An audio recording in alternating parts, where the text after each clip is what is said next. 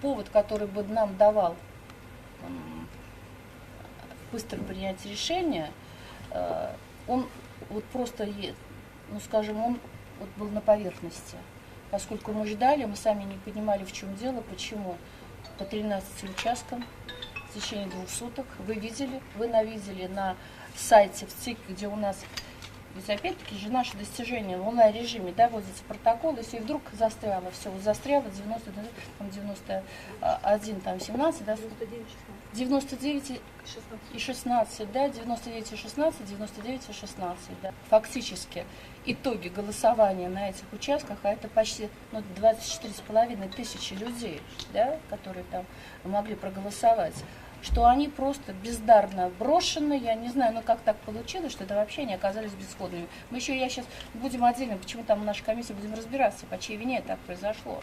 Реально установить волю заявления избирателей Приморского края не представляется возможным. Потеряны эти голоса. Реально нельзя, поэтому бесполезно. Мы могли бы сейчас начать пересчитывать все голоса на остальных участках.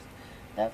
А это бессмысленная работа, поскольку 24 по 24,5 тысячам людей невосстановимо.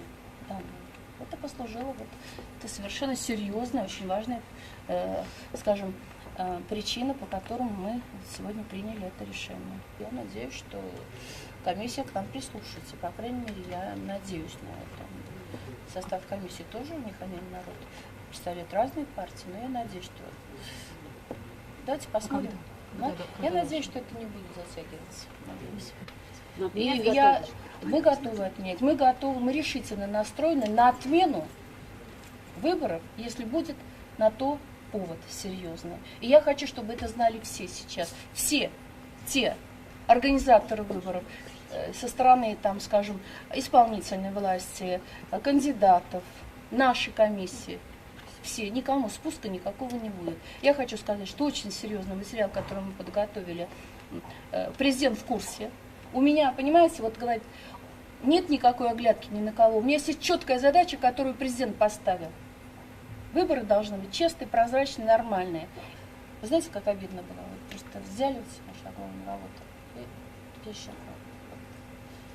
Вы его просто, мы сейчас с Николаем Ивановичем сегодня учим себя, это трудно передать, потому что мы здесь живем уже, понимаете, никого не видим.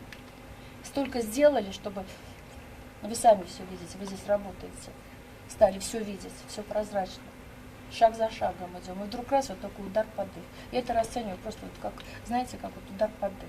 Кто-то думает, что я такая пешка, и я не для этого прожила свою жизнь непростую, чтобы быть пешкой в чьих бы то ни было руках. И кивать всем, и действовать по указке кого бы то ни было, понимаете? У меня есть своя позиция, свое понимание, что надо делать.